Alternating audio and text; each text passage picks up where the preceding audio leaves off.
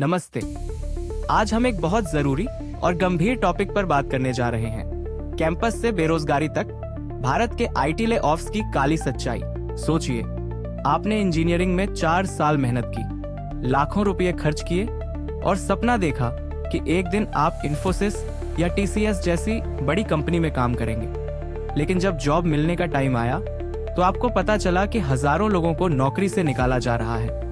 ये कहानी आजकल बहुत सारे नए इंजीनियर्स और पुराने प्रोफेशनल्स की हो गई है। तो आखिर ये हो क्या रहा है?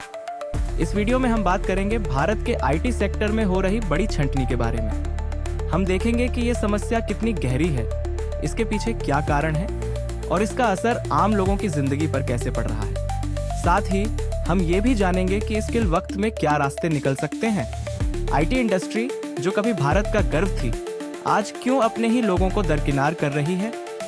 क्या हमारी पढ़ाई और सिस्टम हमें धोखा दे रहे हैं?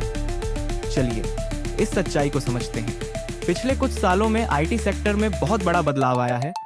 2023 में पूरी दुनिया में टेक इंडस्ट्री से 2,60,000 से ज्यादा लोगों की नौकरी चली गई। भारत में भी बड़ी बड़ी कंपनियां जैसे टीसीएस, विप्रो और इन्फोसिस ने हजारों इंजीनियर्स को निकाला।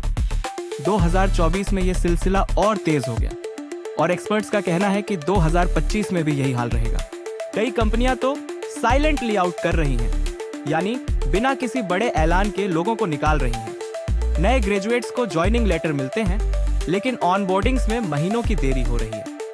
कुछ को तो जॉब ऑफर मिलने के बाद भी रिजेक्ट कर दिया जाता है। ये सब देखकर लगता है कि आईटी का सपना अब एक डरावना सच बन गया है। अब सवाल यह है कि ऐसा क्यों हो रहा है? इसके पीछे कई बड़े कारण हैं। 1. दुनिया की इकोनॉमी में गिरावट। जब दुनिया भर में पैसों की तंगी होती है तो कंपनियां अपने खर्चे कम करती हैं और सबसे पहले नौकरियां कटती हैं। दूसरी, कोरोना के बाद ओवर हायरिंग। 2020 से 21 में कंपनियों ने बहुत सारे लोगों को भर्ती किया, लेकिन अब डिमांड कम हो गई तो वो एक्स्ट्रा लोगों को निकाल रही हैं। चौथी, एआई और मशीनों का बढ़ता इस्तेमाल। अब मशीनें वो काम कर रही हैं जो पहले इंसान करते थे। जैसे एआई टूल्स कोडिंग और टेस्टिंग कर रहे हैं तो नए इंजीनियर्स की जरूरत कम हो गई। पोषण, पुरानी पढ़ाई का सिस्टम। हमारे कॉलेज अभी भी पुराना सिलेबस पढ़ाते हैं, जैसे C++ और जावा, जबकि इंडस्ट्री को पाइथन, एआई और क्लाउड कंप्यूटिंग चाहिए। 5. कंपनियों का मुनाफा। कई कंपनियां सिर्फ अपने शेयर होल्डर्स को खुश करने के लिए लोगों को निकाल देती हैं, भले ही उनकी गलती ना हो। तो क्या हमारा सिस्टम हमें तैयार ही नहीं कर रहा? ये सवाल हर स्टूडेंट और प्रोफेशनल के मन में है। अब जरा इस सब का असर आम लोगों पर देखते हैं। अजय उत्तर प्रदेश के एक छोटे से शहर से हैं। 2023 में उन्होंने बीटेक पूरा किया। 600 से ज्यादा जॉब एप्लीकेशंस भेजी, लेकिन एक भी ऑफर नहीं मिला। आज वो डिलीवरी बॉय का काम कर रहे हैं और महीने में सिर्फ 15,000 रुपए कमा रहे हैं। उनका सपना टूट गया।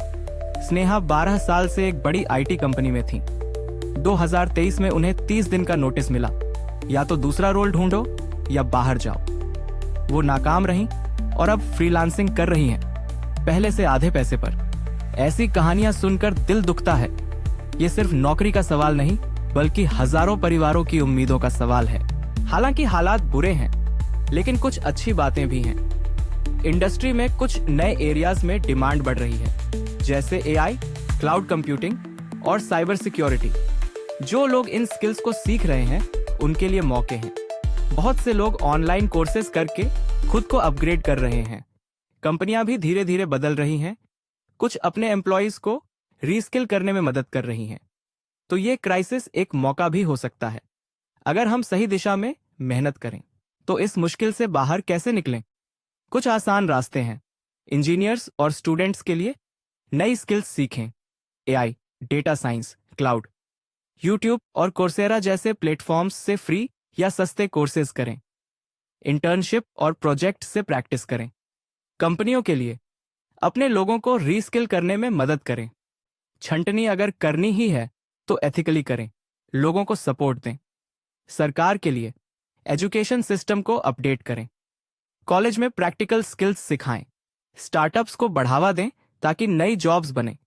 अगर हम सब मिलकर काम करें तो इस क्राइसिस को मौके में बदल सकते हैं। तो दोस्तों, आईटी सेक्टर का ये मुश्किल वक्त हमें सोचने पर मजबूर करता है। क्या हमारा सिस्टम हमें फेल कर रहा है? अब वक्त है कि हम अपनी स्किल्स को अपडेट करें और सिस्टम को बदलने की आवाज उठाएं। सरकार और कंपनियों को जवाबदेह बनाना होगा। अगर आपको यह वीडियो सच दिखा तो इसे लाइक और शेयर करें ताकि ज्यादा लोग इस सच्चाई को जानें। नमस्ते।